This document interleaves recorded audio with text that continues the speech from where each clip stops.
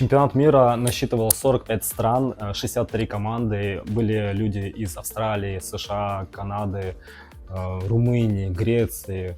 Было очень много людей. Я участвовал в команде Зинаиды Атакян, где мы забрали общекомандный зачет первого места. Мы стали абсолютным чемпионом мира. И еще мы забрали номинацию «Абсолютные чемпионы по стрижкам» в нашей категории. Эмоции самые восхитительные. Я с душой и трепетно все время вспоминаю об этом, когда ты получаешь первое место. И самое интересное, теперь есть у меня предложение по сотрудничеству и преподаванию уже на территории России. И опять-таки в моем любимом Крыму я смогу собирать уже большие мастер-классы с количеством людей до 100 человек, чтобы парикмахеры смогли обучиться и впитать мои знания еще интереснее.